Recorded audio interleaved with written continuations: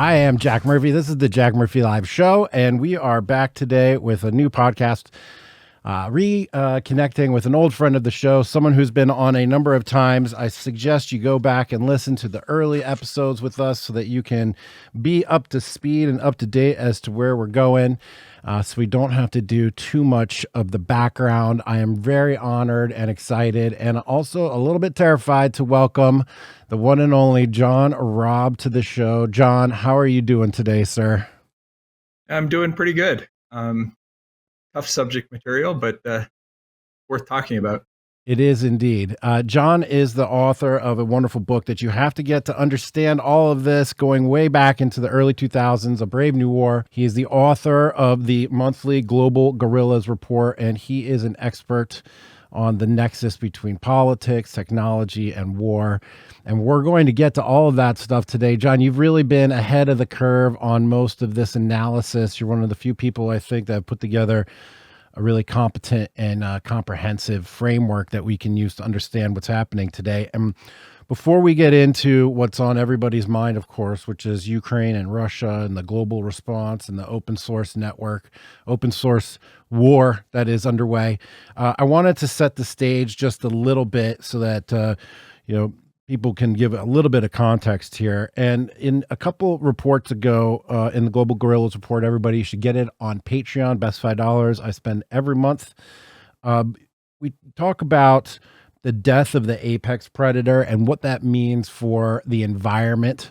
And it's an analogy or a metaphor, I'm not sure. It is a model for us to understand what's happening in today's world. If we could briefly discuss that environment that you talked about in the December report with the apex predator, the mesopredators, and the prey, so that we can have more context to sort of understand what's happening in the open source war that's going on right now with the event triggered by the invasion of Ukraine. So let's start off with the framing for that with the apex predator and the nation state, and we can go through bit by bit before we get into the real scary stuff.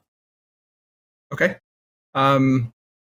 Predator theory is part of evolutionary biology. It's a model for understanding how environments and ecosystems are impacted by predator-prey relationships. The basic concept is that if you remove an apex predator, the predator at the top of the food chain, in some cases it's wolves, tigers, others of that type, you cause what's called a trophic cascade. The predators just below the apex predator rapidly increase in population. In the case of wolves, it would be coyotes. They would have no restraints on increasing their population, and they would over hunt the prey. And the impact on the ecosystem is that it would cause big changes in the environment, and then you'd have erosion, and you would have disease due to overpopulation, and you would have all these other cascading effects. I applied the idea of trophic cascades and apex predator theory to nation states, and what we've been seeing over the last 20, 30 years is a decline in the nation state. It's being hollowed out by globalization, rapid technological change, networking of all types. It's less in control of its environment than it used to be. I mean, you think of the 20th century was really just a big battle between competing systems for running nation states. They duked it out. They became kings of the world, the apex predators. And once they interlinked through globalization, they started to weaken. And they've gotten to a point of weakness that they're not able to exert control over competitors. And their biggest competitor right now is the network. What we're seeing right now in the Ukraine conflict is the rise of a network that's at war with a nation state. So the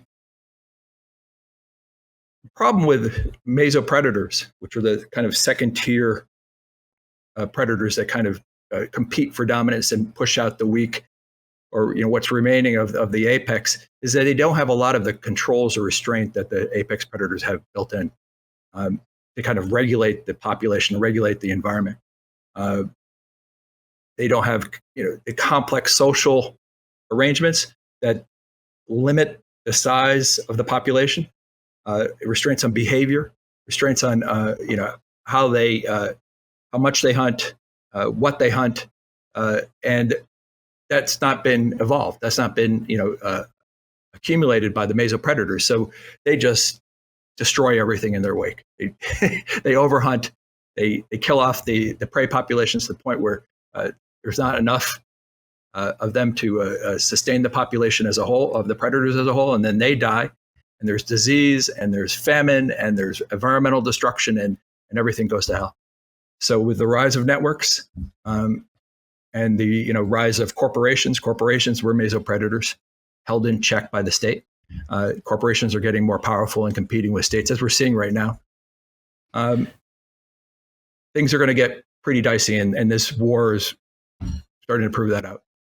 Indeed. And I think a lot of people have seen the video of some environment somewhere in like maybe the Midwest or Rockies or something, where I believe the coyotes or the wolves had been eradicated, and the whole environment had just gone to crap. And they introduced some new, they reintroduced some of these apex predators.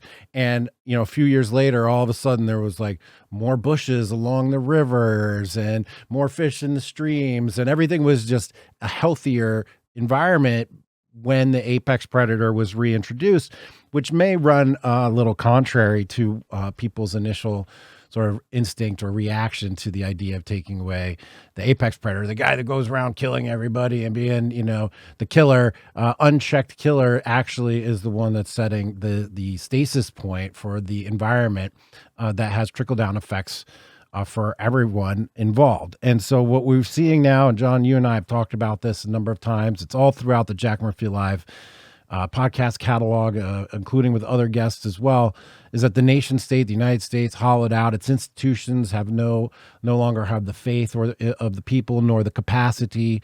The system that we live in is far too complex for people to manage in a direct way with predictable outcomes.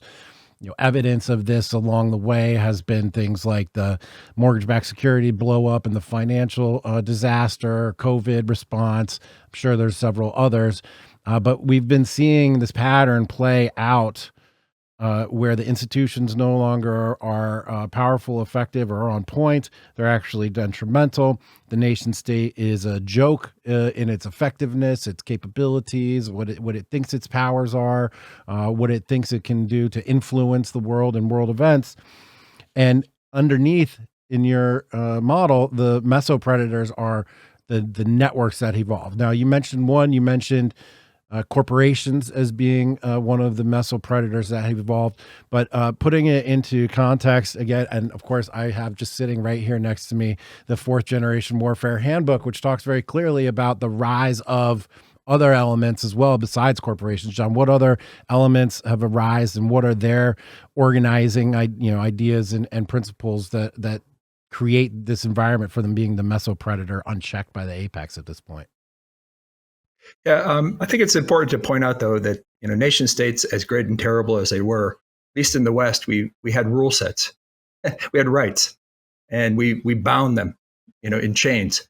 And you can see as things start to switch, as nation states kind of rely on corporations to kind of maintain stability, is they're allowing corporations to do stuff they can't do, like crush dissent, control public dialogue. Because we don't have rights in regards to corporations. Nothing, holding them in line. They can do basically what they want on their networks, even if their networks are ubiquitous. So we're only bound by terms of service instead of a constitution or rights. And terms of service are up to the interpretation of the company, and it can change, and they can be selectively applied and everything like that. Or in the case of the network, in the Ukraine situation, it's a big open source network. It's maximalist. It doesn't have any decision making. There's nobody electing the leaders of it. It's co-opted most of the leadership of the West and included it in its body. There's no responsibility. There's more. that network. So it's not bound by a rule set that make it operate within a framework that would allow us to get something beneficial out of it. Yeah, and then on the small scale, you have traditional fourth generation warfare. What we've seen in the past is you have gangs and you have groups, guerrilla groups of all. You have people creating communities that are separate and outside of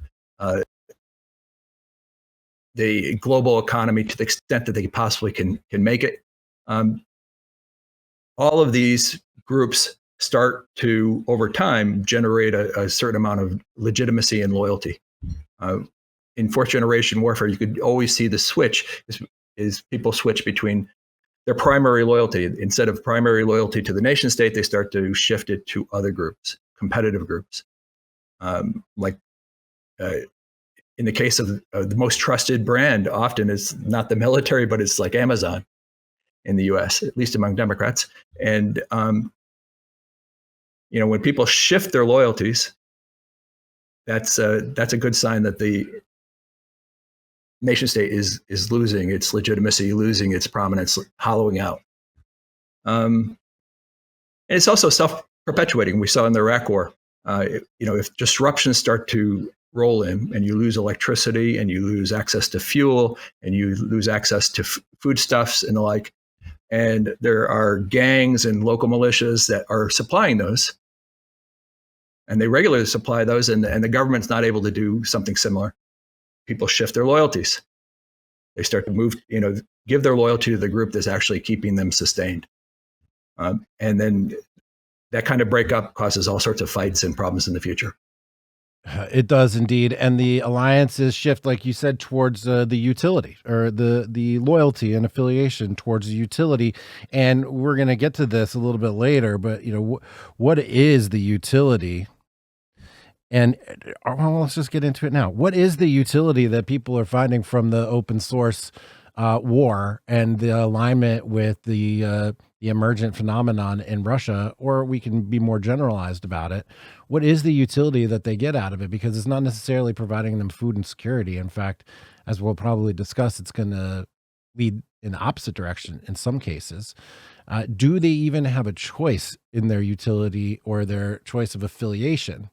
I think maybe I can predict the answer from you on that, but I'm curious to hear. Do you have a choice with these affiliations, or are we pre-sorted, or how's that working?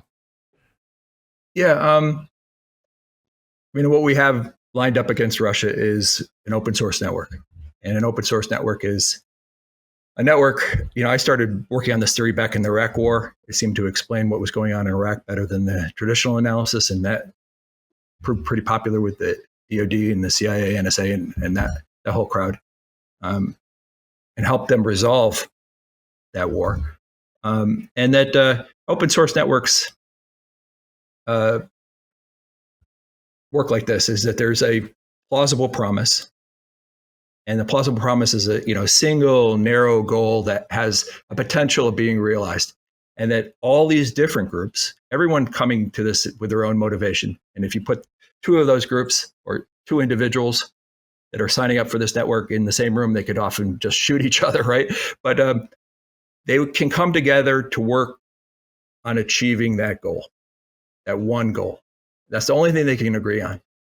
And what we're seeing in the war being taken to Russia is that they're all agreeing on rolling back the invasion and punishing Russia. Very narrow. That's all they can really agree on. They're not really for anything. They're punishing what they see as evil. And to disagree with the network, you end up getting hammered. I've seen so many disconnections and bans in the last week or so, just for stating things that weren't aligned with the network. And if you're in a professional or bureaucratic capacity, if you don't align with that network, you could, be kicked out or lose your job or or be discredited, and it's a tough process. It's one of the reasons why it's so hard to sit on the sidelines like we are, trying to say, okay, hey, let's think this through. Let's be a little bit more rational, more calm-headed, and figure out what we're doing before we do it. Yeah. On that note, we can get into how it's built. Yeah. On that note, I wanted to bring in another subject area that I have been reading up on lately that sheds some light on this too, which is Luke Burgess wrote a book called Wanting, The Power of Mimetic Desire. And in there, he really begins to question why do people want what they want?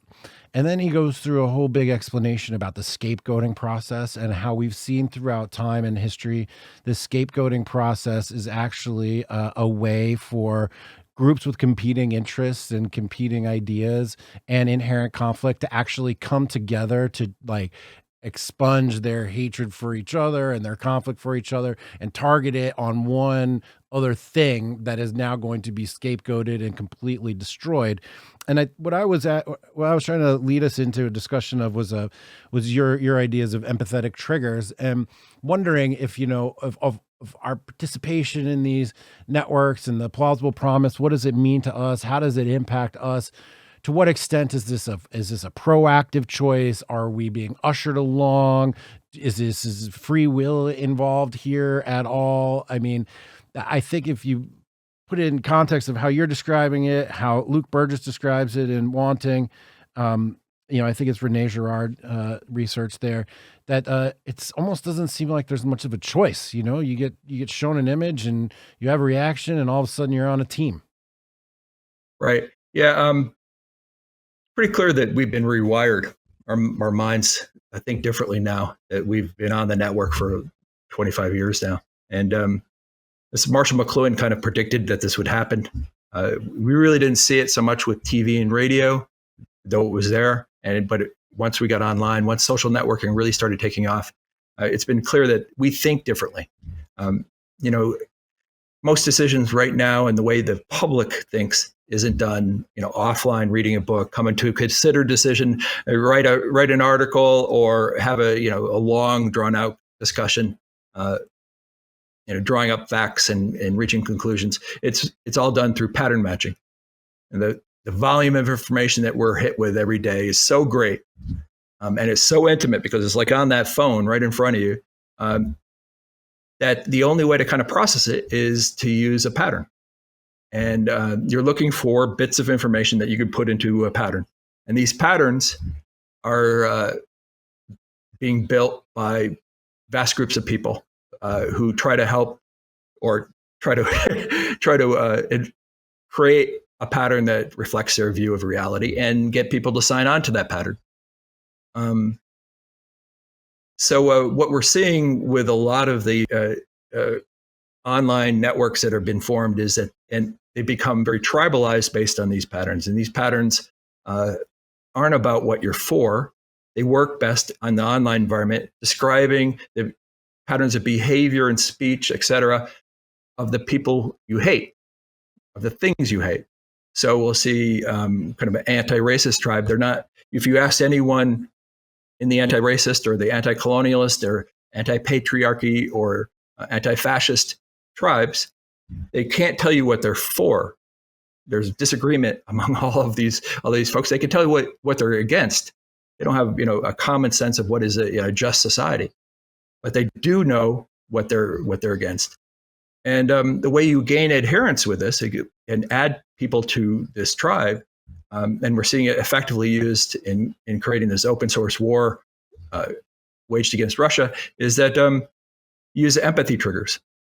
So you have the George Floyd incident, and you have the video, and then that video is put into posts and put into mimetic form, and it goes out everywhere.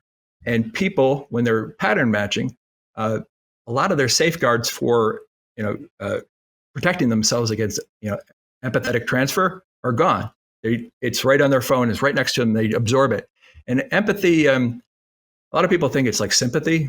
It's not. It's actually a pre-verbal form of communication. It's when you mentally model somebody. telling a story or somebody in a situation, and you, based on the cues of their behavior and their speech, is that you model that person's mind inside your mind. And to a large extent, that's an involuntary transfer. I mean, sociopaths' theory is that they don't have that automatic switch. So they have to actually learn to do it later. Is that you are empathetic by nature. It's automatic. And if the online environment makes it easier to get that empathetic transfer, then you are being manipulated to a certain extent. So if a tribe puts out, like a video and that creates a kind of an empathy trigger, they can get everyone feeling like they are part of that tribe. They are that person on the ground with a knee on their neck. They can feel it.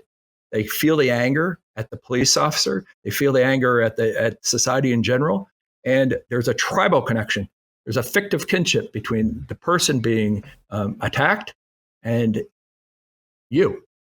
And it's an involuntary thing. And what happens in tribalism, it isn't really so much even in group, out group. It's it's tribal friend, fictive kinship. I'm related to this person, and an existential enemy, somebody who's attacking my family. And that is an entirely different thing than just out group. That means hatred. You have no empathy. Anything that is done to them is okay because you have zero empathy and zero empathetic connection with them. And that their ultimate destruction is what you're after. And it's true back, years and years ago, propaganda tried to do that with warfare, tried to dehumanize the enemy, tried to, create that kind of thinking, but it was a lot less effective than what we're seeing now. We can see it being done without war or little wars or regional wars that can make this scale to a global scale. So it's a mass programming of people, and they don't know they're actually in it. They don't know that they've actually been co-opted. All they can feel is that empathetic connection. That is I feel related to these people. They're part of my tribe. They're being attacked by an ultimate enemy. And the enemy, in say Putin's case, he's part of a patriarchy. He's like this evil guy. He's super rich. He's the richest guy in the world. He's like embodiment of abusive oligarchical capitalism. He is ultimate in evil. And then he's attacking my family. So, that kind of rapid propagation where it can go out to millions, hundreds of millions, billions of people within the matter of hours is unprecedented. You get that kind of warlike mindset. And if they can take out Russia, they can take out anyone. Right.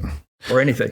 Right. And, these events happen at all kinds of scale, too. It's not just at Putin and geopolitics. It's on personal levels. It's brands. It's in social media. I mean, as we're talking here, I have some personal relation to the sense of the swarm and the othering and the destruction and all these things.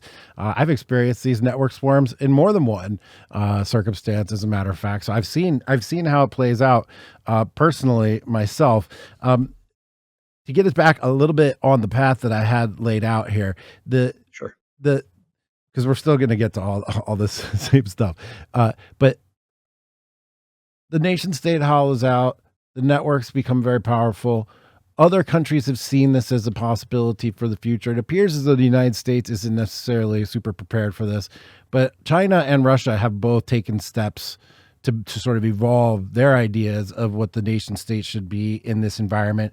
You've got, according to the Global Guerrillas Report, I believe in December or in January, the corporate state is the tack that Russia took. Networked fascism is the state that is the path that China is taking. Can we describe just a little bit of the Chinese circumstance before we just go whole hog 100% Russia this whole way? Because I think it's important for us to remember there's another player doing things on the same scale in response to all these same circumstances that is perhaps just slightly behind the scenes for a minute, but will be coming to the forefront yet again eventually, I'm sure. Oh, they're already there. I mean, they gave the green light for this. Yeah, they were told before the Olympics, and they said, wait to invade till after the Olympics. And over the last year, Russia's been shifting trade. and shifting banks. And they've been preparing for this for quite a long time. And China stockpiled food. It's got about 1.5 years of foodstuffs stored in anticipation of this, and about 60% of the world's fertilizer. So they were ready for China does. Correct. Interesting. So China and just is a senior partner in this. Just one, is that was that widely distributed, this idea that Putin asked China and they said do it after the Olympics? Yeah, I'm pretty sure. Wow. But in this environment, you never know. But all the signs are pointing towards that too. So right. Yeah. So in order to figure out what China's doing, and everyone's heard about social credit systems and the like, I went back to the architect of modern China, a guy called Wang Huning, and I looked at his book. He wrote that after he traveled the United States years and years ago. And his analysis was awesome. It was like reading myself in some instances. I was like, wow, he's like, does the same kind of thing I do. But I mean, he came to the wrong conclusion, I thought. But he was trying to figure out what made the US so strong. Because this was right at the time when China was just about to start opening up and developing. He wanted to make China as strong as the United States in terms of the economic strength and the political staying power and the stability that allowed us to, even with all of this rapid technological change, which all started here in the US first, like electrification, mass electrification, indoor plumbing, automobiles. I mean, 1914, Ford produced as many automobiles as the rest of the world combined. I mean, it was just like, it was all rolled out here. How did it maintain stability in the face of all of that? And he came up with some models that he exported into China. And that one of the things that he saw as a weakness in the United States is he saw that he saw the universities as a replication system. This is back 80s, 90s. And that it was the way that we transferred our culture and introduced new technology into the United States. And that would be the way that we kind of refreshed our elites and refreshed our senior bureaucrats over time, bureaucrats in corporations and in government. And he saw that breaking down. He saw that moving away from perpetuating the culture and perpetuating kind of the conventions that we use to kind of maintain our stability, and that there was a growing antagonism within the university system against the Western way of life. And he saw that as an internal contradiction that would destroy us. He went back to China with the intent of finding a way to keep the culture intact, because he saw that rapid globalization and rapid technological change was only going to increase, and he was right. And it's like gone up 10x from what it was 30 years ago. And that kind of global instability from a complex network constantly throwing us new challenges. The only way to stay cohesive without flying apart, without doing crazy stuff, was to control the culture centrally. So now they have this kind of network control over everybody, saying, okay, teenagers can only spend 3 hours a week gaming, right? And they control it. And you get punished if you do that, or watching your purchases to make sure you don't do the wrong thing, watching the public debates and clamping down on people that move in directions that they don't want. It's pretty strict. It was based on Confucianism, and Confucianism has a very descriptive model of the family and model of the way things operate.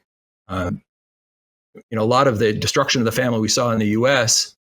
in the 80s and 90s was like the anathema to Chinese mindset, which is all family-based.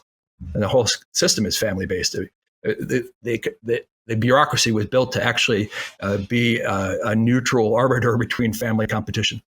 I mean, it had to be, scrupulously, honest. And therefore, one of the first things that Xi did when he started really trying to move this thing forward was crack down on corruption.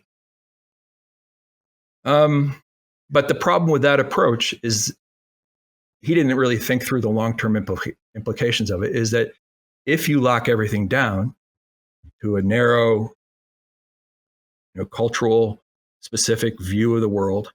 You have to do horrible things to people who inside your country that don't align, like the Uyghurs. So they didn't align with that very strict model of the world. And he went in and he started converting everybody, having, 1 million Muslim men go into camps and renounce Islam, or sending, bureaucrats into the homes of the families where the man has been removed, and they live with that family, trying to force them to adopt Chinese ways, and which is pretty horrible policy. And then Hong Kong, and then Taiwan, and that if you lock everything down so narrowly and don't allow any, you become stagnant, and that you miss opportunities and you miss ways of adapting to the new environment as it evolves and changes and becomes different than what it was, that will potentially destroy you. So you sacrifice all of that future adaptability for short to medium term stability. So I had a little different view as to what it was doing, but that explains what China is doing, and that's from the mindset of the architect who's actually who's considered kind of the Thomas Jefferson and George Washington of modern China. Right. In your analysis of his analysis, you mentioned that one of the highlights that he attributed to the U.S. system's success was decentralization and focus on the individual. I don't think that they really adopted either of those two concepts, right? It's sort of the antithesis of decentralization there in China, centralizing everything all the way down into one focal point, right? It's sort of like the grandpappy of the whole country. Right. We saw the value of our decentralized system, where you have religious groups, and you have private groups, and different localities and different states, each having their own view of how to solve the modern problem. How do you live? As a kind of a long-term strength of our system, but he went exactly the opposite. It's funny because he saw individualization, or individualism, as we had it, as one of the keys to our economy. Why we were so innovative is that we're constantly focusing on ways to differentiate ourselves from everybody else, and that focus on to become an individual, become separate, and that process of trying to become an individual is kind of the essence behind the entrepreneurial spirit. Why I'm going to start a company, and why I'm going to build it. I mean, I started a couple companies, and trying to do something different was a big drive on that. Or you try to invent something, or you try to come up with a song, or you try to come up with a new fashion, or come up with a innovation at work that sets you apart, that makes you special, makes you an individual. There are abuses of that, but that was one of the things that he saw as a reason why we were so blindingly innovative and so able to absorb everything that was new and move with it. And then he went exactly the opposite. So I don't know how he's going to handle. I mean, they're trying to allow people to have some individualism, but within constraint. I don't know if he's going to be able to balance that. Yeah, the concept of individualism is important in both China and in Russia too. We'll talk a little bit later about the political philosophy involved in Putin's perhaps decision making, and his political advisor, philosophical advisor, Alexander Dugin, or at least one who has some influence there, talks awful lot about the problems of individualism as separate from sort of your civilizational perspective. And it is, I think, one thing that's going to continue to be dividing lines between our way of doing things and others all around the world. Now, at least in these giant blocks that are evolving, that is at least just a gloss over of what's happening in China. But let's talk now more about Russia so that we can evolve it into these current state of events and really talk about the terrifying notion of this open source war involving powers with nuclear weapons and not mutually assured destruction, completely out the window in some cases here. But let's go through it bit by bit so that we can have a comprehensive discussion for the listeners. Here we are now talking about Russia's evolution in this environment. What have they done as contrasted perhaps to China and to the United States? What is the current situation there in this context with the apex predators, mesopredators, the prey, and our networked world that we're in right now? Okay. Let's start with just basic containment theory, living in a nuclear world. Basic concept is, we've enjoyed a world without a major war since the end of World War II. We've had a lot of regional wars, and fewer and fewer as years went on. But we haven't had World War III. We haven't had World War IV. That would have killed billions. I mean, we'd be billions short of the population today if we had that. And that was due to nuclear weapons. They made major war on that scale impossible. But there's a cost to that. And we had the Cold War, and then now we're in the post-Cold War environment, is that when two great powers, nuclear armed powers, have a disagreement, there's a set of conventions and a set of rules that you use to ensure that you don't get into a fight that results in escalation towards nuclear warfare. It's a way of kind of diffusing the situation so it doesn't escalate, and all of a sudden somebody's using nuclear weapons, and then the other guy starts using them, and you go straight up to strategic, and everybody dies. Kind of an instant World War III. And I think we've forgotten those rules. I mean, it's been years and years. We've kind of started to think of Russia not as a nuclear power, kind of a defeated superpower, just a kind of a bad boy on the block. And we've forgotten that the country has 6,000 nuclear weapons. U.S. has about 5,000. China has about 300. Anything over 100 starts to get existential. And that we started to initiate policies after the Cold War ended that got us to the point where we are today. One was NATO expansion. That work went into Eastern Europe, but as Russia didn't respond, and Russia played the kind of bad boy, we kept on expanding and went to the Baltics. And back in November, we cut a deal with Ukraine to not impede their efforts to get into NATO. And up until last November, it was pretty well established that Russia, as a nuclear state and a very paranoid country, not really truly expansionary in the true sense of the word, that Ukraine is in touch. You don't bring it into NATO, don't bring it into the EU. It should remain neutral.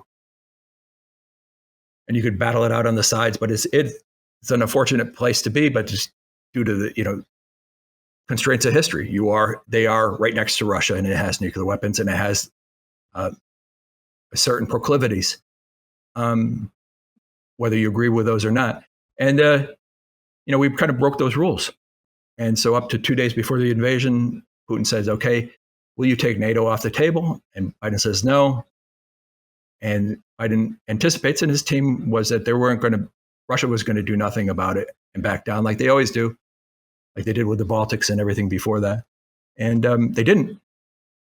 And so Ukraine was invaded, and now we're in a situation where people are pushing for NATO involvement in the Ukraine, which then would start an escalation between nuclear powers.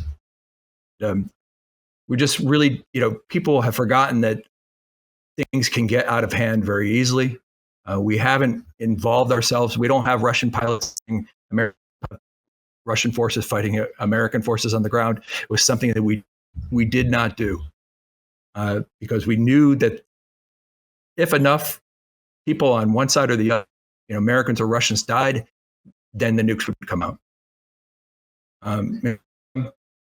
So we're in an escalatory situation right now.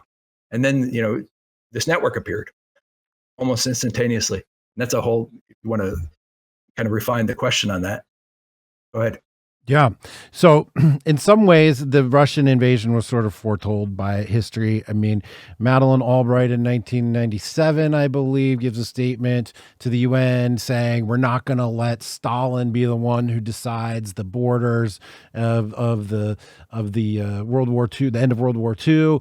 Putin himself is saying, we sacrificed millions of people to fight World War II. We're not going to let the West decide the borders of our influence.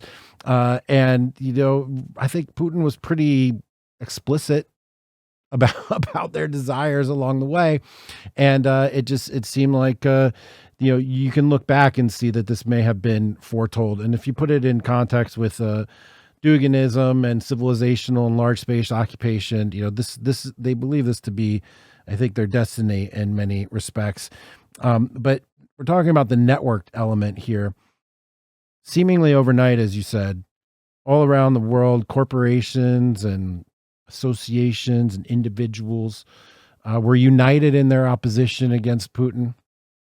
All of these corporations, the list of the logos looks like basically the top 500 corporations in the world have decided to stop doing business. Notable ones include Visa, MasterCard, PayPal, financial services, transactions, etc., like that. Netflix, Twitter, social media, Facebook, on and so forth. Companies that don't, I think, even need to have marginal labor or anything in the country at all, they're still pulling back and disconnecting themselves from it. Um, Describe that to me, please. I want to know why and how that happened. Who is leading that? Is it decentralized? Is there a plausible promise for the corporations? What is the plausible promise for the corporations? Why are they swarming in this way? Where is their fiduciary responsibility? Explain to me the logic behind punishing the Russian people and further isolating Russia from the world network, thrusting them deeper into the embrace of the Chinese, which I have to think that they predicted before they did this, right? They've been laying the groundwork for this. So let's start with the corporations and why did they do it? What's their motivation and who's thinking about the end game? Is anybody thinking about the end game? And boy, isn't that the problem? Yeah, the NATO response to the invasion was you send in some weapons, give them moral support, and you institute some sanctions. But they're very constrained sanctions, and they're punish but not destroy. And what happened is that the network emerged like in days, and is doing everything it can to disconnect Russia completely from the Western economy, Western system. Not just economic; it's everything, and help Ukraine wage its war against Russia. I mean, everything from hacking, both strategic and operational, hacking support, all this OSINT stuff, intelligence analysis, trying to help the Ukrainians fight that war, give them guerrilla tactics, give them intel analysis that they can use to kind of improve their cycles, and then blocking the same for Russia. So anyone who's doing anything like that for Russia is quickly shut down. And then a lot of moral support and mimetic support, outpourings of empathy triggers everywhere. So, an open source network works a certain way and it has a growth process, how it stages. And, what I kind of discerned looking at it and given the speed at which it came out, like almost instantaneously, is that it included at the very start a Foco. And kind of a Foco is like Che Guevara, like this advanced group of guerrillas who get things going. And in our case for this was kind of the resistance network in the U.S. that was fighting Trump and Putin and kind of lumped them together as a great evil. They were triggered immediately. I mean, you see the first accounts going at it when Putin initiated the invasion. That it was proof that he was violent and awful, and violence is abhorred, and that was like, especially by this network, all their predictions as to how bad he was, how evil he was proven in a second. And they just went at it, and they provided that initial push up. And then the other part is that Russia failed, and their operational capacity here is like showing that they are not a peer competitor with the U.S. by not a peer competitor with most nations in the top tier of military capacity. They did not shut down the networks immediately, and they let all of the social media information flow out about the battlefield successes of Ukraine, burned out Russian tanks, POWs, atrocities, people fleeing, heartrending stories about people getting hurt, leaving their home, cries for help.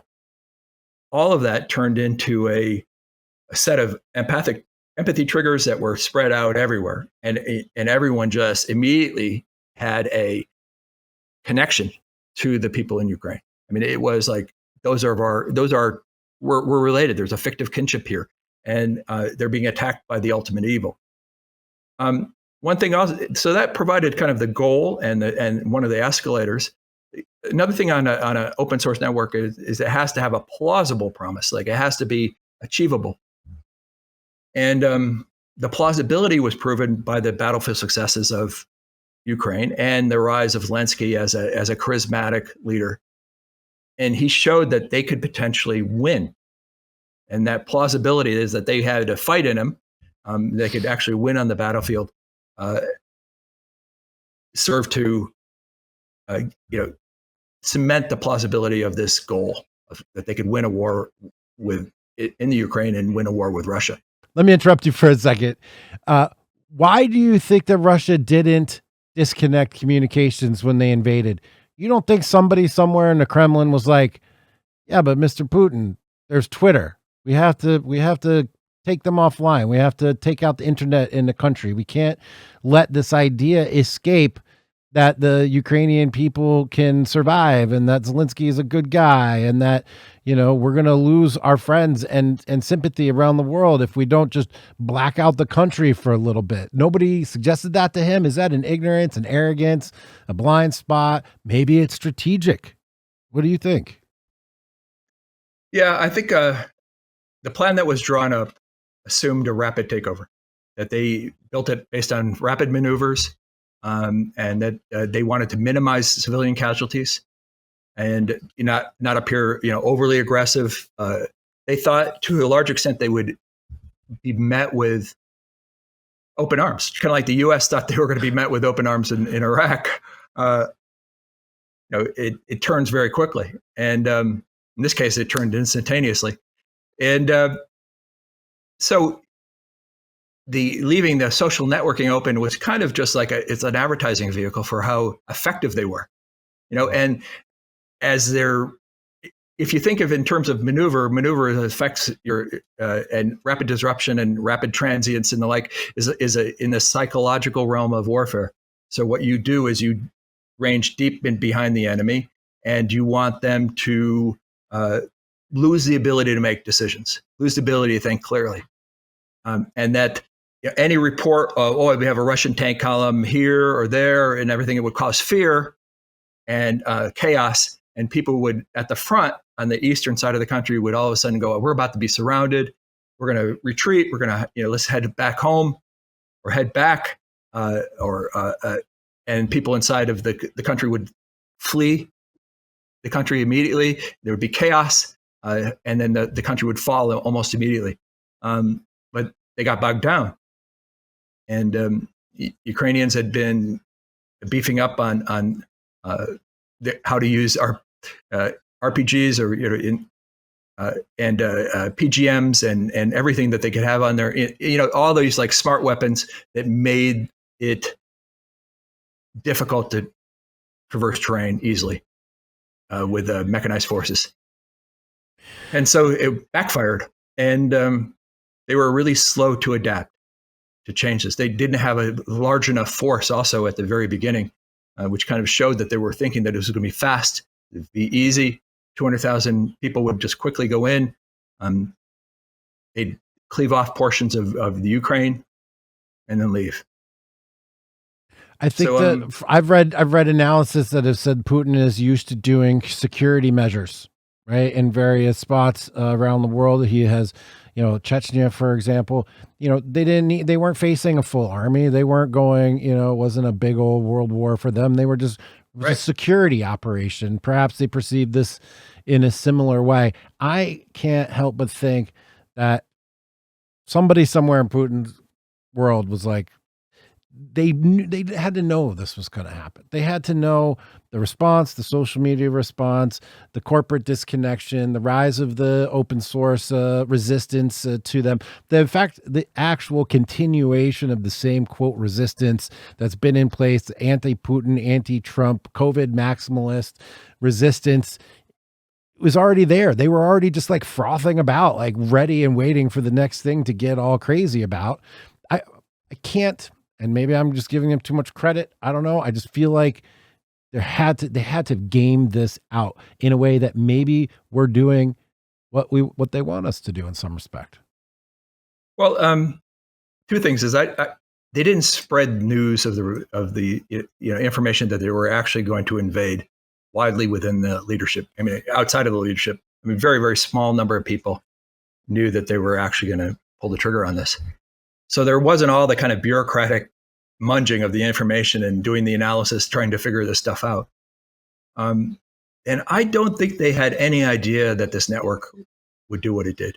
I mean, we haven't seen anything on this scale.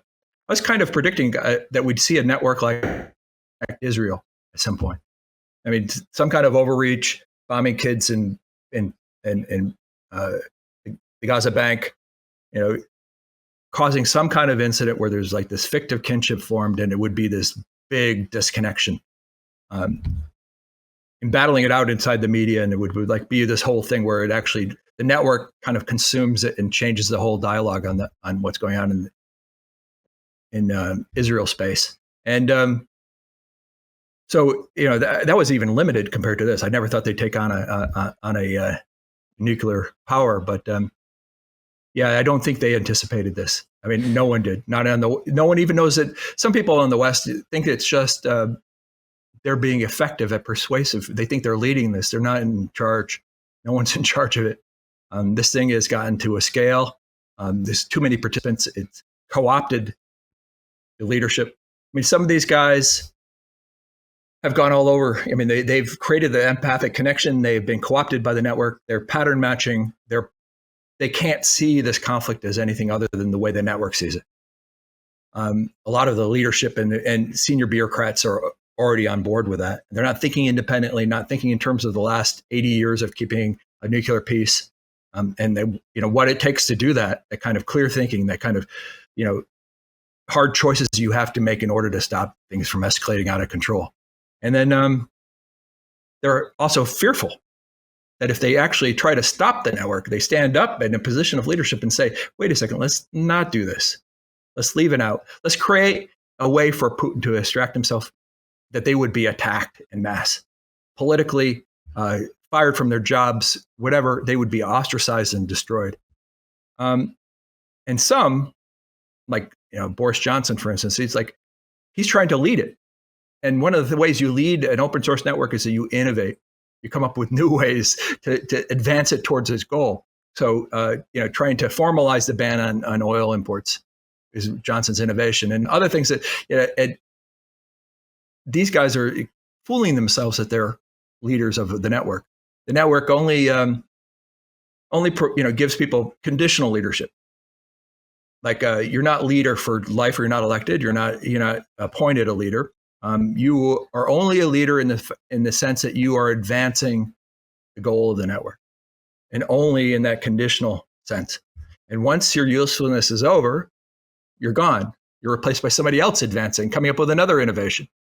So anyone who floats an innovation, like some central banker out of Canada about how to go after plutocrats, she becomes the center of that effort for as long as that effort advances the goal to disconnecting Russia. So we don't really have any leadership in the West. Are kind of consumed by the swarm, this big network swarm. It's crazy to think that because of our conversations and personal experiences over the years, that we may have a better understanding of how this is working on the global scale than anybody in charge in any of these countries. Actually, that's kind of terrifying. I'm as a Gen Xer, I am in an interesting perspective. In college, my like thesis was about the economics of nuclear armament and the economics of mutually assured destruction. And I studied how and why we built up these nuclear arms and what it meant and how we came to a stasis that was safe-ish, as safe as we could be. And it requires both parties, having existential risk and fear of that risk and control over their part in the process. What is really scary about this, and we can now get into probably the scariest, realest part of this whole conversation. We talk about the open source features. Anybody can join. Its innovation is driving it. It's uncontrollable. If you have an uncontrollable open source war going on against a nuclear power, who is doing the calculations here about escalation with the mutually assured destruction notion in their mind as a limiting factor? And in my mind, I've been thinking about this so much. Like, to me, I'm like, man, Putin knows all this. So he's finessing mad. He's like finessing mad by going conventional, knowing no one wants to go mad on him. But tell us, we're experiencing a new global security model evolving as we speak at this very moment. History in the making. John, you're writing it partially with your analysis. What is this new global nuclear footing that we find ourselves on? Right. It's completely new, and novelty it doesn't mix well with nuclear weapons. I mean, it's just, it's a disaster in the making. The problem with the network is that it doesn't have a sense of mortality. It doesn't have a sense of like we do. I mean, at a personal level, we have a sense of mortality, and organizations do, but the network doesn't see that, doesn't feel that, feels immortal. And that it also tends to be maximalist. So when a network is going after people, they'll take one injury, one injustice, and the entire network will assemble to crush that individual or that organization. There's no half measures. There's no, we got partial justice. There's not proportionality. You lose all proportionality. This is scale free. It's like, you don't keep it at the level of the threat. You go maximal. You go everybody, and the more the better.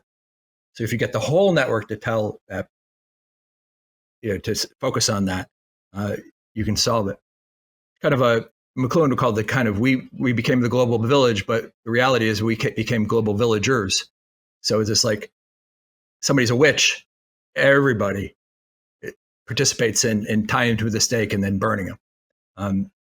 There's no trial, there's no half measures, it's just maximal punishment. Everybody's involved. It goes, and all the biases and everything else come in. So we have this network escalating things. Nobody's in charge. It's maximalist, has no sense of mortality, doesn't see things in proportionality. I mean, it's basically, and it's completely new. It's like novel. And the leaders don't understand it, and Putin doesn't understand it. He is like, in the past, because nuclear weapons was one of the only things that Russia had that really kept them, defined them as a major player, as a major power. He likes to, play with it. He likes to threaten and push things to get people to back down because of the threat of nuclear weapons. That's bad. And the old Russian, in the Soviet doctrine, and I think the same is true with Russian doctrine, they didn't have a clear dividing line between conventional war and nuclear war like we do. I mean, we have this, if you go there, it's straight to mad. And the the Russians saw the tactical and operational use of nuclear weapons as something that should be folded into the way they fight. So it's kind of a blurry line, and they saved the strategic for that big jump. So they were, if they get into operational trouble, like they're doing in Ukraine, going to nukes or escalating from there to that level it's an easier process than what we'd have in the West. So yeah, it's a bad situation. So you're saying their nuclear doctrine has an easier path to annihilation on one side, and the antagonist in this case has no constraint and no sense of mortality. Yeah, I mean, and the other thing is that you have a regional war, and rather than keeping it proportional and responding within that framework very carefully, you have this network that has escalated this to the point where they're completely disconnecting Russia, turning it into North Korea in a matter of a week, right? On all levels. All the technology stacks that they're using to run all their equipment and their whole economy, broken. Financial systems, broken. They're trying to port it to Chinese tech and Chinese systems, but it's not something you do overnight.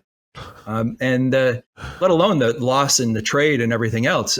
And where do you fill in all those gaps? So you've turned a regional conflict into a war of existence for Russia. It's now a global war for the very existence of Russia. And that changes all the calculations in when you use nukes. So, my predominant scenario right now, at least I was looking at Ukraine, is you have this war that's bogging down. We're planning. Army's not really truly capable of taking on a task this large. So Ukraine is very large, getting support by the day. Lots and lots of weapons, lots and lots of volunteers, and all this analytical and swarm support. Being bogged down in a war that's so big, it would be like Afghanistan on steroids. So instead of years there, it would be you could do that in months in the Ukrainian instance, where the loss of troops and equipment and the moral damage and the economic damage is so great that you have to withdraw. And the problem is, they thinking if they withdraw, they will not connection. They will not what? That the disconnection won't end. Oh, yep. They won't be reconnected. That there'll be a demand for regime change because the network will become emboldened then. Okay, let's take care of Putin finally. He's lost us. He's been defeated in Ukraine. Ukraine is now free of his troops. He's been bloodied. He's been cowed. Russia's disconnected. Let's press for the end. So they will push for regime change. They'll push for war crimes, reparations. They'll push for, of course, the NATO status and NATO rolling up nuclear. NATO extension isn't just troop support. It's actually nuclear support. So there's put a tripwire across Ukraine with nukes. You cross this, nukes are coming. And I think ultimately it will ask for nuclear disarmament to make sure that Russia is not a threat in the future. And now, once you add up all of that withdrawal equals that, not only are you losing on both fronts, is that there's no way that Russia will accept that. There's no way that it will actually submit to that. And that means, escalation. That means complete separation, alignment fully with China, and China is now pretty committed to Russia. It looks like they're kind of creating kind of an Asian axis of sorts. That's and China thinks it now has enough economic pull with most of the Southeast Asian countries that they'll be able to pull those guys in. Finland eyes, Australia, things like this. There's a whole kind of separation thing, but the escalation posture inside the Ukraine becomes pretty wild.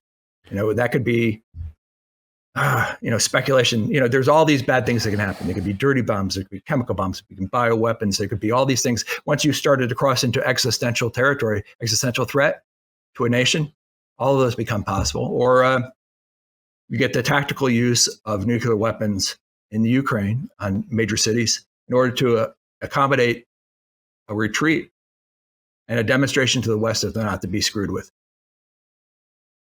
So like a parting, like a Hiroshima and Nagasaki to Japan saying, we don't want to fight this on the ground anymore.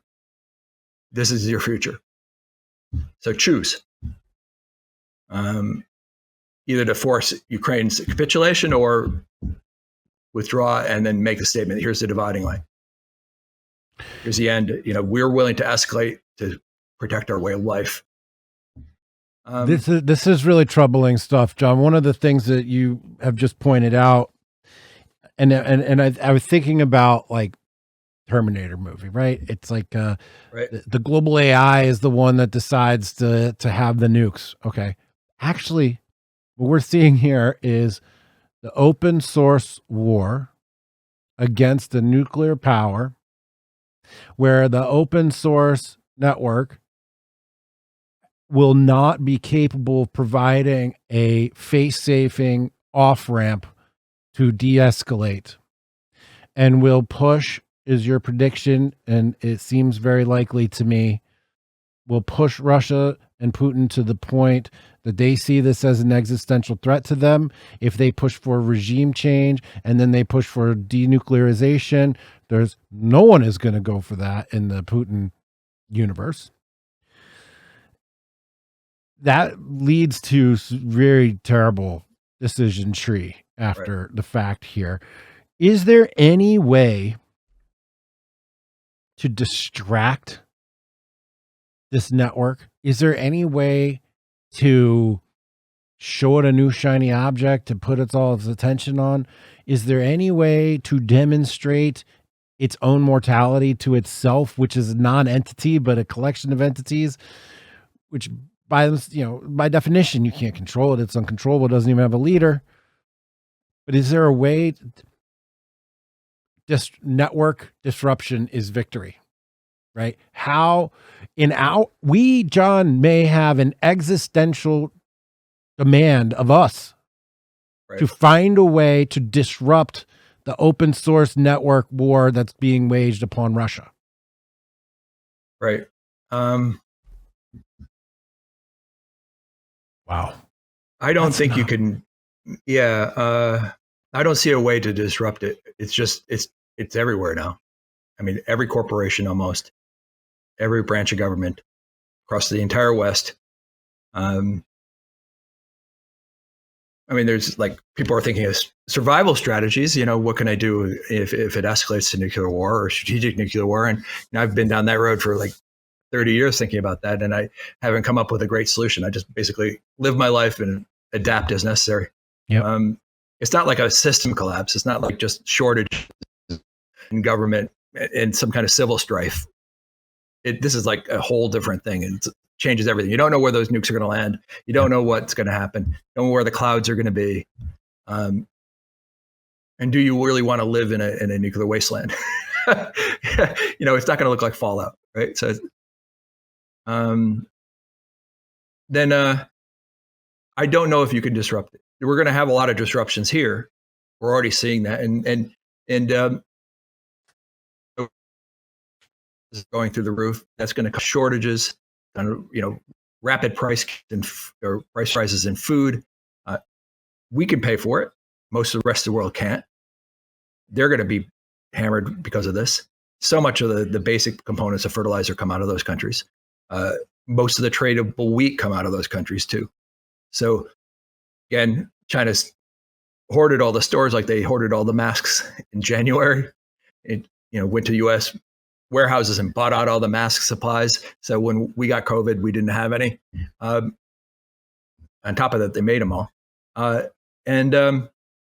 So there's going to be food shortages, and then you add into that the energy problems and the prices of already 70% of the gas that or the oil that Russia produces isn't being bought, sanctioned because of the network. So prices are going up at the pump. They're going to go up in heating, and every use of energy that we have, which then creates this kind of massive effect in terms of inflationary pressure. And then as we get into this kind of long, if we survive the kind of initial escalation and we get into a long, drawn out conflict with Russia as a pariah state, kind of like kind of like a pirate state trying to survive, just be prepared for all sorts of cyber disruptions on a grand scale. Every system is going to be attacked all the time. And then there will be attempts by Russia, potentially even nuclear attempts, that disrupt our supply systems in a way that will drive up prices and make it easier for them to sell oil on the pirate market, bunker their own oil and products. Dirty food production. So you're more reliant on trying to make carve outs to get food from them. There's going to be a lot of disruption on our side. And the crappy part about it, is part of because this is like part of the perma crisis. We're in a perma crisis, been so since like 2001, and the time between each event and that perma crisis is getting shorter and shorter. And every time a perma crisis hits, there's all these restrictions and all these new laws and conventions that are put in place to kind of lock things down. And every time there's a perma crisis and there's damage to corporations and plutocrats, they always get paid. They always get bailed out. And the rest of us don't. We get hammered. We bear the brunt of the financial crisis. All the banks and brokers and all the very wealthy people all got bailed out. And then you see the same thing in COVID. I mean, all of that financial support. I mean, most of it went to corporations, and to kind of these loans you didn't have to repay, so your business can continue. But a lot of these businesses continued just like they were before. They weren't really slowed by the crisis, and they just basically got a big influx of cash they never have to pay back. And did you get it? I mean, we got a little bit, just a couple $1,000. That's not nearly enough. So the corps are going to be bailed out. We paid the price for the losses. There's a part of me that I just wrote down here: Karen caused nuclear war, and there's some truth to that. You can write a whole book titled "Karen Caused Nuclear War," describe all this stuff, the moral signaling, the network escalation, the continuation of the resistance and the anti-Trump hysteria into this Putin hysteria, into creating this, taking the regional thing, turning it into a nuclear war, or a war with a nuclear power, a war of existential risk. I'm really thinking about the strategic moral quadrant. If you guys don't know what that is, read up on Fourth Generation Warfare. Is the network affected by the strategic moral quadrant? Is there some way that we can show that the network is acting in a way that it doesn't deserve the strategic moral quadrant any longer, and therefore the consumers of these network corporate products, the citizens and the voters of the bureaucracy, all the people that are affected by these decisions, that somehow this open source network that you can't control, but it of itself has lost the strategic moral quadrant, and therefore would lose some legitimacy in the eyes of the people that are affected by it, which is literally everyone on the planet? Yeah. So this network is fighting in all three realms of warfare. Yeah. The moral, the psychological, and also in the physical. Physical is like the physical disconnection. Corporations are best at that. And you have the kind of maneuver. Psychological is all these online maneuvers to kind of run the propaganda war, run the intel analysis, and they're all the hacking attempts on Russian equipment and the like. And the moral side is the constant belief that they are on the ultimate moral right side of history, is that they're the Ukraine and the Ukrainian atrocities there. And also they're defeating this great evil, this there's no other person or country now that is even close to this evil. I mean, this is like fighting the devil, fighting Hitler, and you don't make deals with Hitler. You don't. And anyone who says otherwise, who tries to show that there are other moral responsibilities, is kind of falling flat. I'm trying to point out that the dangers of escalating into nuclear war. That's having just a little bit of effect. Some people see the network. Most people don't. They don't even see the thing that's all around them. They somehow seem to think that this is actually just would have happened anyway, though trying to contact all of these companies and conduct this level of opposition is beyond anything that a government could do, even if it had a decade to pull off. It was done in a week. Yeah, I don't think it'd be attacked on a moral level. At least, over time, if we have enough time, the dissent can rise up and start to pick away at this and start to build kind of a moral argument and a disruptive argument that could kind of unwind this network. But that takes time, and events are outpacing us. We don't have that kind of time, and once it's in full swing, it's like just those early days of COVID. It's like saying, it's like everybody is so glued on it. I mean, even the people that were against it later were glued on it during those first days, first weeks, when it really started hitting. They're fearful, they're angry. They're, anyone who kind of says, oh, it's just like the flu or whatever is going to be shouted down immediately.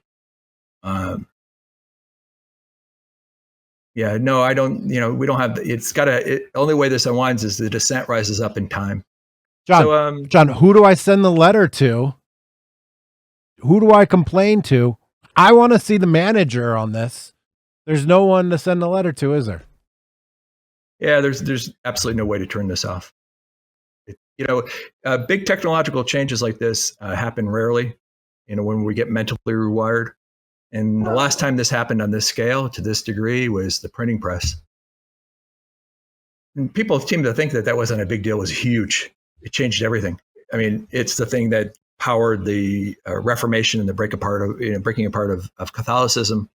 Martin Luther wasn't special because he had a treatise and put it up and nailed it to the cathedral's door. He was special because that went out and was copied on a printing press and 100 to 1,000-fold and went everywhere. And there were millions of pamphlets written on everything, printed on these printing presses, and challenging existing order and challenging things. And the result of all of that disruption eventually created things like the 30 Years' War and the destruction, of Germany, as they fought it out, where 10% of the population, I think, was killed. So, yeah, the scale of the destruction here or more. I think maybe it's 30, but anyway, yeah. This kind of thing is causes all sorts of things. If we had time, that network as a decision-making system, as a way of mobilizing and getting us focused on stuff as a whole, even if we have different ways of looking at the world, we can come together to get stuff done fast. Good thing. It's something that if we can harness it, and you got to harness these decision-making systems and turn them into something we can actually use to solve problems in a way that doesn't kill us, doesn't harm us. But that takes years. It took a long time to turn bureaucracy into something that was beneficial, turn markets into something that was beneficial. After the printing press transformed them, made them possible. And even then, like World War I, a lot of this model for this conflict is kind of like World War I. Everyone's kind of cheering it on, right? Kind of caught in these murky treaties in an obscure portion of the world, kicks us off. Everyone's cheering it on. Let's escalate. Let's get going. Get into this war, and everyone thinks it's going to be done quickly, and it's like over quickly. But a couple things changed going into World War I. That threw everyone's calculations off. They were thinking 1870, Franco-Prussian War. It's going to be over quickly. Well, they didn't factor in the growth of bureaucracy and what it could do in terms of mobilizing people, getting millions of men, into uniforms, trained up, armed, and out the door in mobile, and transported out to the front. That rapid mobilization, it wasn't factored in. And then they didn't figure out that markets, big financial markets, were capable of financing more than, relatively small armies. Well, the mature financial markets that we saw emerge after the turn of the century in 1900 were capable of financing massive armies and massive government budgets. So these small nation states, constrained by budgets, all of a sudden become huge, managing massive armies and battling it out for years, resulting in the kind of World War I bloodbath we saw. So we can be surprised by these changes. Technology plus the social changes that accommodate them can spin out of control. So I've been trying to write all these things, bits and pieces. If you've been following me for years, it's like on my reports, you can see these things pop up, and we see the frameworks that we were working on before become relevant later. Try to piece together kind of. That's what makes me sick to my stomach, John, is that your batting average is pretty high, and the models that you've established and predictions, not concrete ones, but just general trajectory predictions, have been pretty accurate. And all these things we're talking about, I'm not trying to make this about me. I've seen this happen personally. A lot of the phenomenon we're talking about, the swarming, the leaderlessness, the lack of morality, no sense of mortality, no sense of justice, totally maximalist. I've seen this play out for real. And there's no difference in the scale. It's the same mentality that has taken over. A social media canceling is the same effects, has the same properties as what's taking place with Putin. And I'm not saying that to be flip. I mean, it's the same processes. And we saw it with Trump too. I mean, the disconnection of Trump. Yeah. Sitting U.S. president, somebody, thought his statements online were inappropriate, punishment for January 6th, and they disconnected him. It's like this network rose up, mostly run by corporations, and they just said, you have no longer have viability as a presidential candidate because you can't get on these networks. And, some people may disagree that he's still viable. I don't think he is without that connectivity. So changed to U.S. politics, selected who could be a network is dominating and telling us who could be elected, who's electable, and who's not. So what topics we can discuss during elections. It already controls us. Right? The terrifying Terminator advanced general AI is already here. It's even worse, though, because you can't pull the plug on it. No one's in charge of it, and it acts with impunity. Right. And without any kind of rules constraining like corporate behavior and their disconnection, like we do with the government. I mean, the government can't, shut you down for saying things. Well, unless they're extreme, like calling for violence, corporations don't have those rules, or, they can affect public discussions.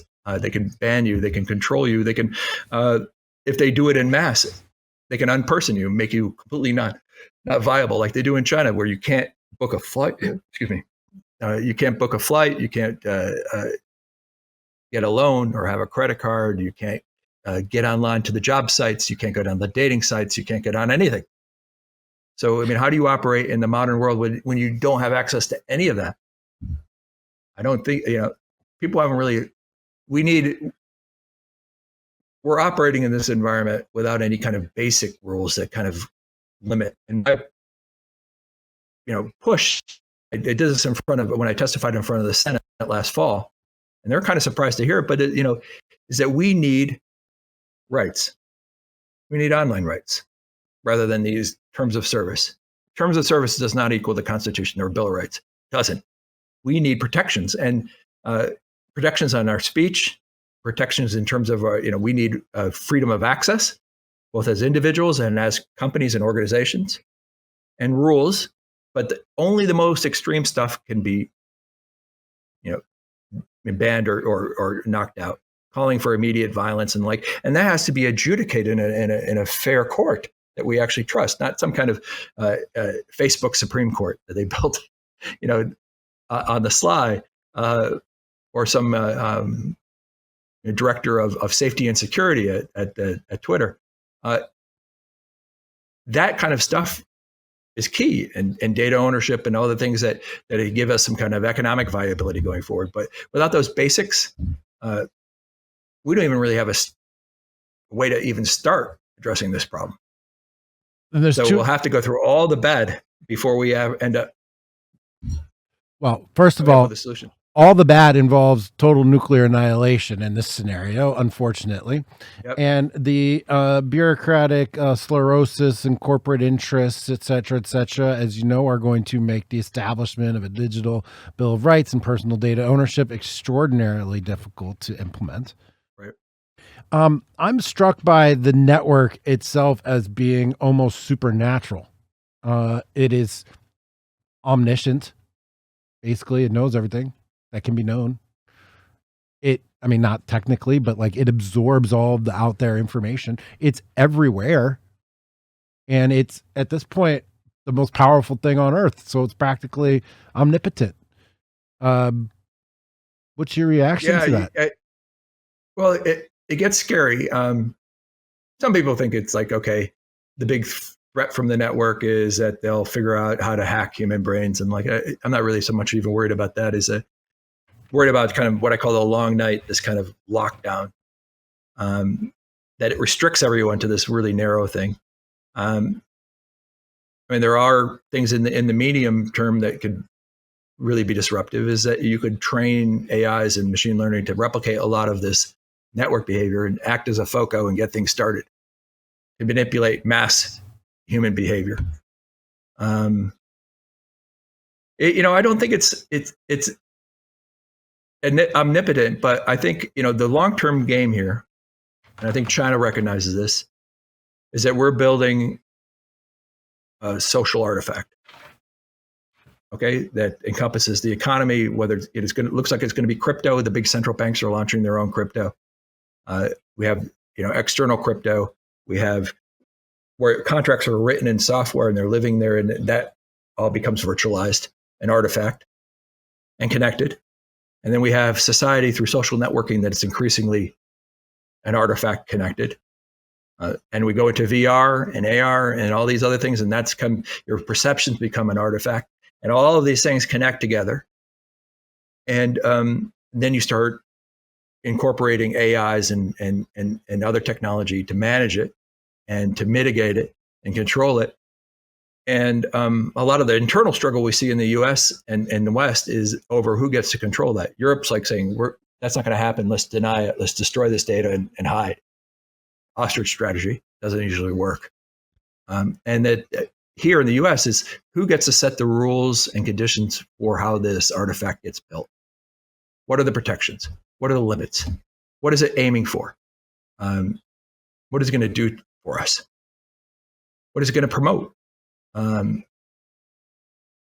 we're arguing over this, even though we don't really know what we're arguing over. We're writing all of this society into software, into this collected artifact that's going to control all these things, including from perceptions all the way down.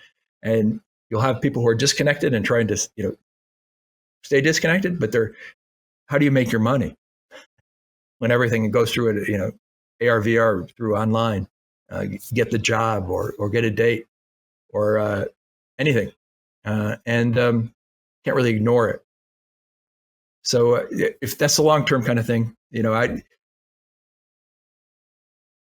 McLuhan said, that's the way we're going to get control over this thing. But if it's built incorrectly, it becomes this long night, lockdown, terrible monstrosity where all of these restrictions are built right into the infrastructure.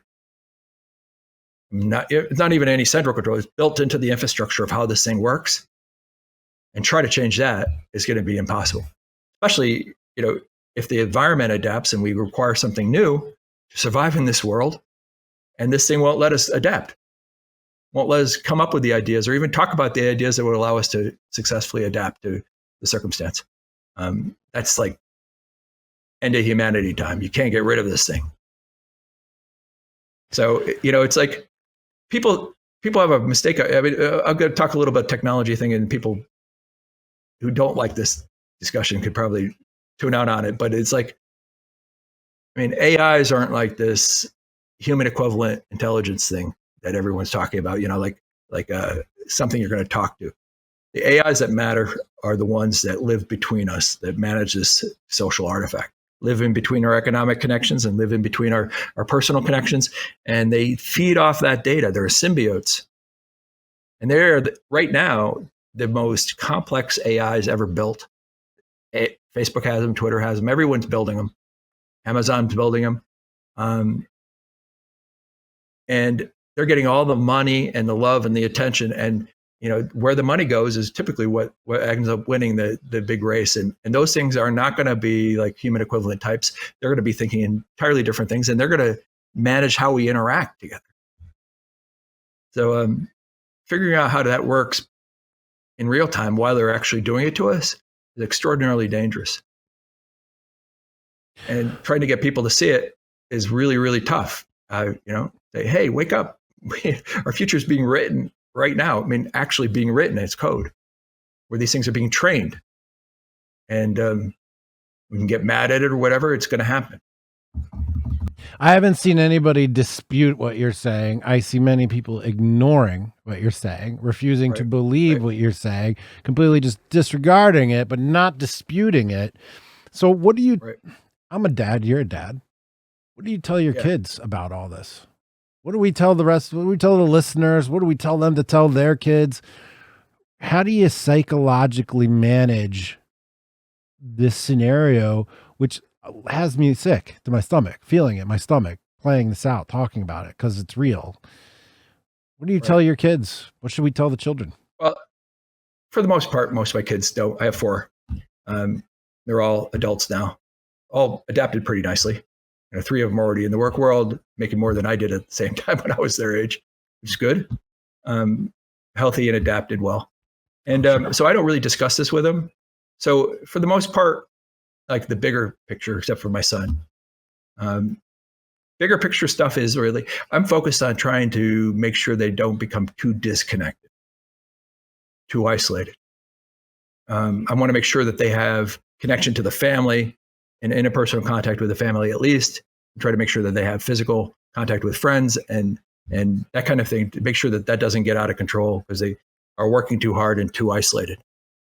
That they stay grounded, that they get that level set. You know, the idea of level set is that you have friends and family, that your ideas and perspective of the world doesn't get too far afield, too out in left field. That by talking to people, you bring yourself back out into reality, a level set. At least my dad used to say that to me. You got to get a level set. Yeah, that's what I try to provide them. And, you know, you're not really friends. There's you're still parents and the like, but you want to like have them like you and want to interact with you because you're competing with attention with the rest of the rest of the universe. And make sure they're grounded and setting the right moral compass so they're oriented, like John Boyd Zuda, like oriented right. So even if they get off course a bit or they've taken off course, they can kind of get back to the right direction because they kind of built into them. I mean, they want a family, they want stability, they want income, they want to work hard, they want to make a difference. All that kind of stuff moves them in that direction. And provide a good example for try to stay balanced, stay calm. You know, I have so many people, even my family and friends, that get so worked up. You know, like this invasion got them like hysterical. And it's just like, calm down, think it through. You know, this is something that can be dealt with. Think in a calm way. Don't get swept up in this. That's probably the best survival strategy my kids have, is they don't get swept up in the politics of the stuff, left or right. They're not getting hysterical. They're not getting they get concerned and they want to help, make things better. But they're not hard over on all this politics. I mean, it's easy to get that way. It's easy to get swept up in the tribal conflicts and think in terms of, here's the most horrible evil, and here's my tribal way of thinking, and then do the pattern matching, and you said this or you said that, and that makes you my enemy, or you better explain yourself. Well, they don't do that, which is good. And I have 3 girls and a son, and they both, all 4 of them are really good at that. It takes like extreme things to actually get them upset.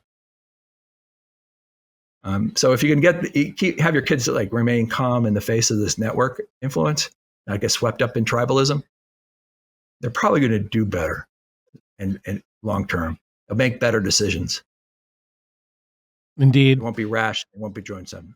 Indeed. It's not the tribal conflicts that are it's the meta scenario that's got me in hysterics thinking about this. And it's hard to plan. This is like a huge dose of uncertainty, whether or not people tangibly understand why. I think the whole meta marketplace probably feels it. This is we're in to coin a phrase, we're in a liminal period of time. All of a sudden, more explicitly so. With this escalation in the open source element of the war vis-a-vis a nuclear power that offers no off-ramp, no face-saving path to diminish an existential threat to a nuclear power. So it's where we are. Yeah, there's not really any good survival strategies with nuclear weapons and fallout and like. And you could like, I'm going to buy a bunch of cans because of radiation will actually make those cans last longer, because it will kill the bacteria inside the cans and that you'll have food stored forever. Or you work on filters to make sure that the dust doesn't get in you, which is usually the way you die from radiation. And then if you're worried about blasts, you move. But a lot of the nukes that will be targeted are inland in the middle of the country. So you go to Kansas, you're going to be a target, right? So it's or North Dakota. There'll be nukes dropped there. So it's like, okay, then you have blast protection. You're going to build a fallout shelter in your backyard. No, it's like there's a certain amount of protections and stuff you can put in place, but it's really not a threat that you could easily prepare for. You don't know whether you're going to be ground zero or not. I mean, the circle arrow probable on a hit could end up hitting you. Right? If you're in the DC area, like you're a target, right? You're going to be hit almost guaranteed. So Don't worry about it. I mean, that's an interesting perspective to frame your sort of your next moves and other people's moves. It's like, I'm going to be dead anyway. So in a way, that's actually bad for gaming it out, right? In terms of probability analysis and whatnot. But right. That's tough stuff. Okay. This has not been a white pill of a conversation by any means, but it is certainly a realistic one. And John, you've really helped me understand the circumstance much better. Guys, if you're listening, go back and listen to some of the other ones so you have better context. I'm going to be tweeting and writing about this quite a bit coming up. Join John's Global Guerrillas Report on Patreon. I wish more people in the world were reading it and following along with you, especially downtown here in Washington, D.C. Get the book Brave New War, which gives real good context for all of this. John, Robb, thank you very much for your time and energy today. I really appreciate it. And, thanks again for coming on the show. And we'll talk again sometime soon as the circumstances evolve on the ground. All right. Well, thanks, Jack. Thanks for having me on. Welcome back.